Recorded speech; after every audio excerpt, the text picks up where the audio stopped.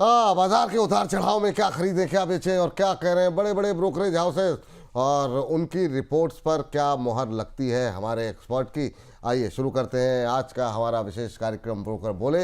हर्ष हमारे साथ जुड़ चुके हैं। बिल्कुल हर्ष, मतलब वो जो कभी खुशी कभी गम के वो शाहरुख खान की जो ड्रेस होती है ना वो पहन करके बिल्कुल एकदम बहुत शानदार। हर्ष बताइए आज की शुरुआत कहाँ से कर रहे हैं, कौन से सेक्टर को लेकर के आए हैं? सर सबसे पहला जो स्टॉक है वो हम बैंकिंग सेक्टर की, प्राइवेट बैंकिंग की सेक्टर की बात करें, आईडीएफसी फर्स्ट बैंक की बात कर लेते हैं यहाँ पर। और आप देखिए न्यूमरा की रिपोर्ट है, खरीदारी की सलाह और 105 रुपए के इन्होंने यहाँ प्रति शेयर के भाव के आसपास के टारगेट्स दिए हैं यहाँ पर। और आप यहाँ पे देखिए कि इनका कहना है कि बैंक जो है ट्रांजिशन जो मोड है उससे निकलकर स्टेबिलिटी और मुनाफे की तरफ बढ़ रहा है यहाँ पे।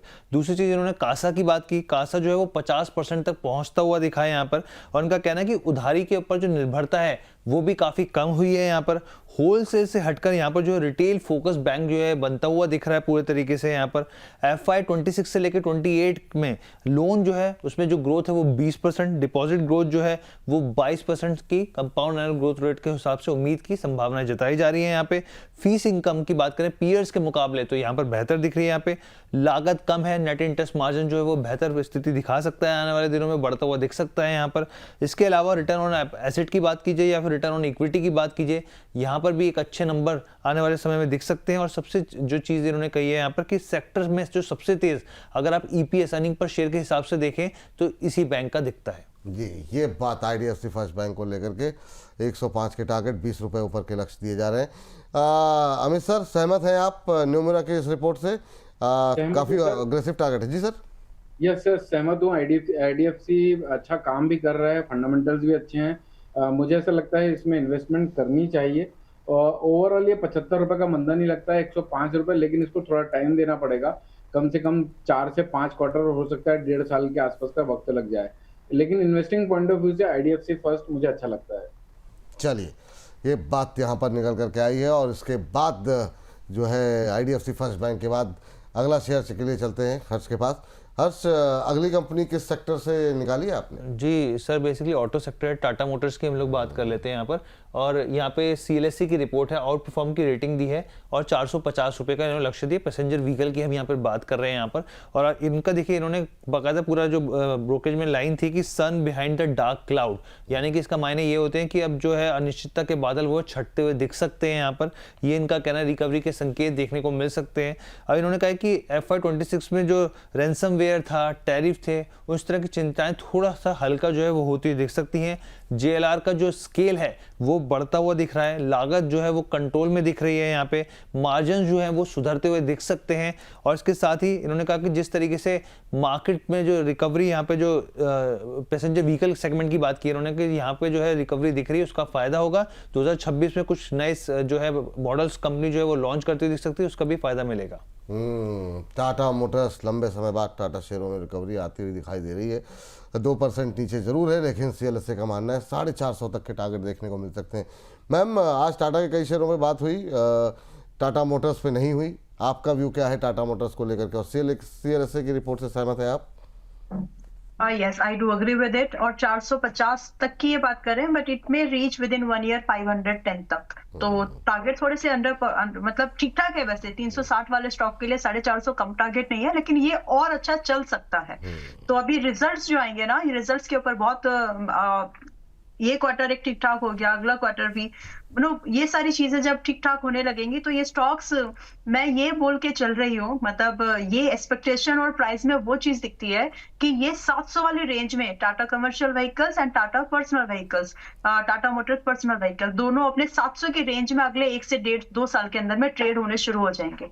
तो जो इन्वेस्टर्स है, जो धैर्यवान इन्वेस्टर्स हैं, उन टाटा मोटर्स में काम करने वाले स्टॉक्स लोग वैसे चाहिए। तो जो इम्पेशंस लोग हैं बहुत जल्दी इधर उधर क्या करूं वाले लोग नहीं चलेंगे इसमें। आप पहले स्टॉक को समझ लो, उसके चाल को समझ लो, फिर आप इसको 1 से 2 साल के लिए रख लो, तो ये आपको अच्छा खासा रिटर्न बना करके दे सकते हैं। I agree with this report. 450 तो वेरी पॉसिबल है, 400 510 भी जा सकता है। चलिए, तो कुल मिला जुला करके लब बोलो अब ये है कि शेयर में दम है क्योंकि कीमत यहाँ कम है। तो अब यहाँ से जो है नई तेजी की शुरुआत की जा सकती है। ऐसा थोड़ी है कि खाली सारे डायलॉग अमित जी मारेंगे, एक आध हम भी मतलब जो है बीच बीच में ट्राई कर लेते हैं। अमित सर, आप लोगों के साथ बैठ करके चलिए वापस चलते हैं जरा हर्ष के पास। हर्ष, तीसरी कंपनी के बारे में जरा चर्चा कर ली जाए। जी, रिलायंस की, और हमने देखा कि बहुत पिटाई हुई, लेकिन ब्रोकरेजेस जो है इसके उलट देख रही हैं, यहाँ पे एक अच्छे नंबर्स देख रही हैं। जेफरीज की रिपोर्ट है, खरीदारी की सलाह है यहाँ पर 1830 रुपये प्रति शेयर के भाव के लक्ष्य ये दे रहे हैं यहाँ पर। इनका कहना है कि अगर आप कैलेंडर ईयर के हिसाब से भी देखें तो निफ्टी को आउट परफॉर्म करता हुआ दिखा है। 19% के रिटर्न इस स्टॉक ने दिए हैं। आगे भी जो है ये पॉजिटिविटी स्टॉक में बनी रहेगी। यहाँ पे FY27 के लिए कामकाजी मुनाफे की बात कर रहे हैं, 13% की ग्रोथ ये मान के चल रहे हैं, देखने को मिल सकती है। यहाँ पे जियो का काफी बड़ा योगदान आने वाले दिनों में देखने को मिल सकता है इसमें। और जो इसकी लिस्टिंग की भी बात करिए, ब्रोकरेज ने कहा है कि FY26 के मिड में यहाँ पर इसकी लिस्टिंग होगी। वैल्यू अनलॉकिंग का निवेशकों को मौका मिलेगा यहाँ पे, रिटेल से लेके और जो दूसरे इसमें सेक्टर्स हैं यहाँ पर इसके अंदर कंपनी के अंदर, तो वो मिड टीन के अंदर 13 से लेके 20%, 18-19% के आसपास की जो ग्रोथ है वो दिखा सकते हैं यहाँ पर। FMCG की बात कर लीजिए, चाहे न्यू एनर्जी की बात कर लीजिए, चाहे डाटा सेंटर की बात कर लीजिए, यहाँ पे तमाम इस सेगमेंट में रिलायंस के अंदर ये जो ब्रोकरेज है काफी पॉजिटिव दिख रहा है। 1830 तक के टारगेट यहाँ पर रिलायंस पर निकल करके आ रहे हैं। रिलायंस में एक साथ कई सारी रिपोर्ट्स जो है देख रहे हैं कि आती हुई दिखाई दे रही हैं। जेफरीज काफ़ी बुलिश दिखाई दे रहे हैं। शुरू में थोड़ा फ्लैट था, अब थोड़ा सा प्रेशर थोड़ा सा बढ़ता हुआ दिखाई दे रहा है, लेकिन ऑलमोस्ट अभी फ्लैट ही है। अमित सर, क्या व्यू आपका? पहले भी आपसे आपका नहीं, शायद आप दोनों का व्यू लिया था। अभी आपकी राय क्या रहेगी रिलायंस को लेकर के? क्या करना चाहिए रिलायंस पे करंट लेवल पे? विपुल जी, मुझे ऐसा लगता है कि मैं इसकी एंट्री पॉइंट डिफाइन कर देता हूँ। एक अभी तो 1506 रुपए का भाव चल रहा है रिलायंस इंडस्ट्री का।